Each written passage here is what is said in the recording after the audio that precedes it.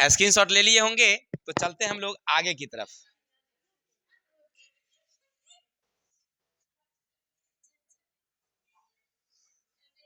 चलिए, फिर यही क्वेश्चन है कि दिखाइए कि एक धनात्मक विषम पूर्णांक 6q+1, 6q+3 या 6q+5 के रूप का होता है। बस सेम टू सेम क्वेश्चन है, आप आराम से बना सकते हैं, लेकिन फिर भी बच्चों की मजबूती के लिए एक बार और हम फिर बता देते हैं। लास्ट क्वेश्चन है, फिर करेंगे हम लोग नेक्स्ट डे, कल चलेंगे, ठीक है। चलिए, सबसे पहले क्या करेंगे हम लोग, देखिए इसको हल करने के लिए हमने एक तरीका बताया था आपको शुरू में। जैसे मान लीजिए अगर आप 8 में सपोज दैट 4 से भाग करेंगे, कितने मरतबे जाएंगे? 2।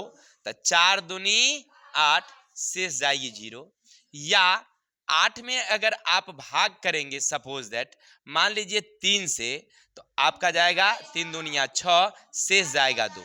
तो आपने क्या देखा कि जो शेष जो है ना 0 है या 2 है, या इसी तरह से और भी कुछ हो सकते हैं। जैसे मान लीजिए 8 में अगर आपने 5 से भाग कर दिया, एक मर्तबे गया तो बच गया 3। तो आपने क्या समझा कि हमेशा जो देख रहे हैं ये जो b है उससे r छोटी है, ये b से r छोटी है, ये b से r छोटी है। आपने फीलिंग किया।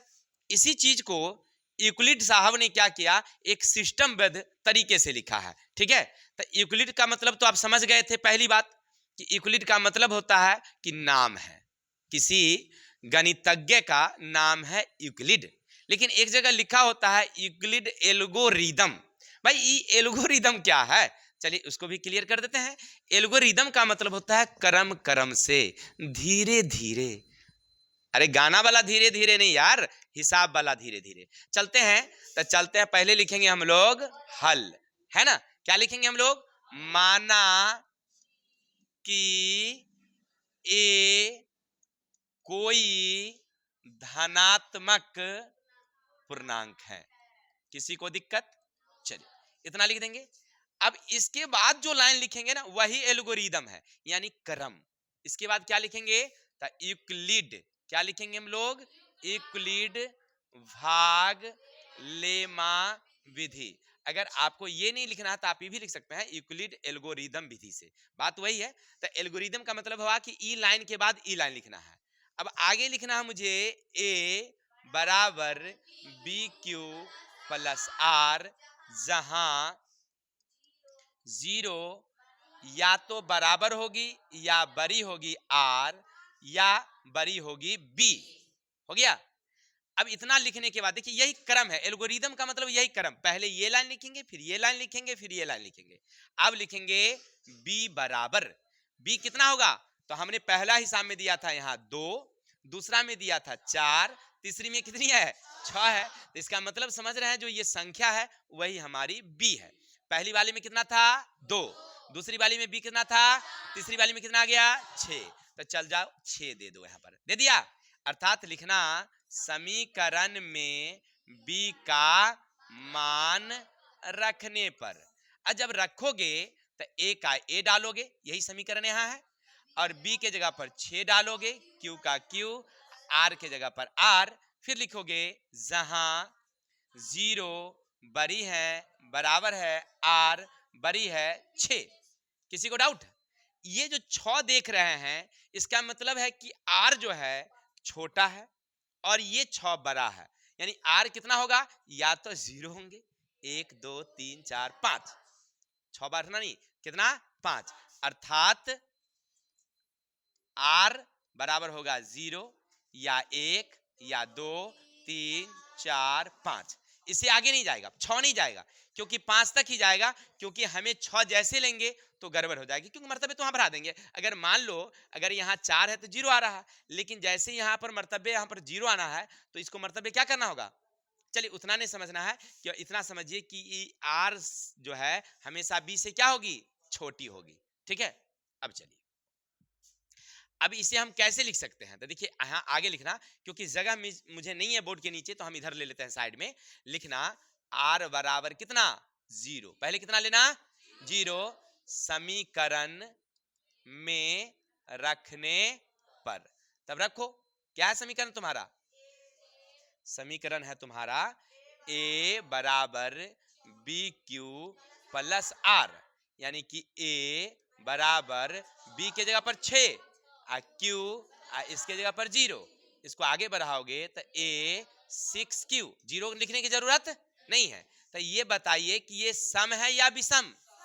क्यू के जगह पर तुम कोई भी एक संख्या बैठाओ, 1, तो 6 एकम में 6, 2 बैठाओ 6 दूनी 3 बैठाओ 6 त्रिक, अच्छा 6 12 18, ये सारे संख्या सम है। तो चले इसको हम लिख देते हैं सम।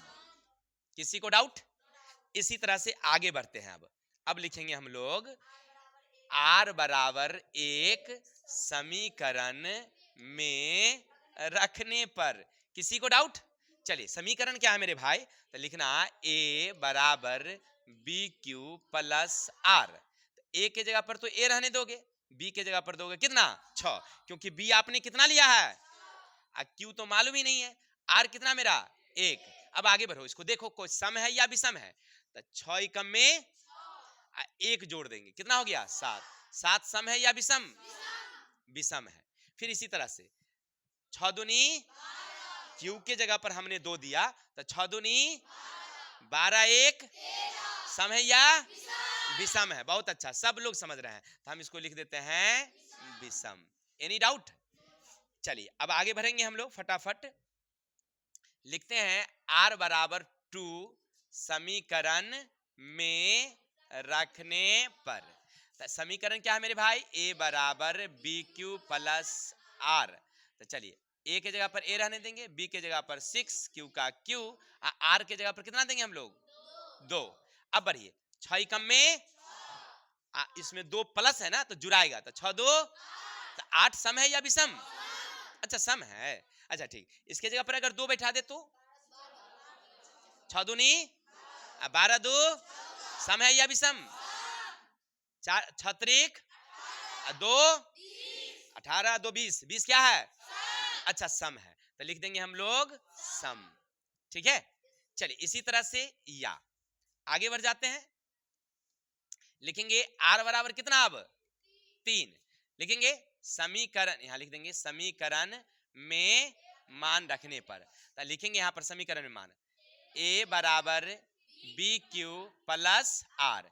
ए का ए, बी के जगह पर 6, क्यू आर के जगह पर 3। अब देखिए ये सम है या विषम? विषम है, तो आप लिखेंगे विषम। हो गया। इसी तरह से 4 के साथ, इसी तरह से 5 के साथ बढ़ेंगे। अब यहां पर गौर करके हमने देखा कि जिसके अंतिम में सम है वो सम है, और जिसके अंतिम में विषम है वो विषम है। तो हमें क्या कहता है मेरे भाई, एक धनात्मक विषम पूर्णांक। तो आप लिखेंगे यहां पर, उसके बाद लिखिएगा हमें धनात्मक विषम पूर्णांक लेना है, अर्थात क्या होगा 6q प्लस 1, 6q प्लस 3 या 6q प्लस 5 के रूप में होगी। दैट्स ऑल, यही क्वेश्चन हमारा है। Any doubt? आशा और विश्वास के साथ आपको सारी क्वेश्चन समझ में आई होगी। अगर बनाने का तरीका अच्छा लगा, बाकी समझ रहे ना। चलते हैं नेक्स्ट वीडियो में, तब तक हंसते रहिए, मुस्कुराते रहिए और हमारी चैनल देखते रहिए। ठीक है, लगे अच्छा इष्टमियर को लगले हाथ 5 लोगों को शेयर करिए। तब तक के लिए विदा दीजिए, कल मिलेंगे नेक्स्ट वीडियो के साथ। तब तक के लिए जय हिंद, जय भारत।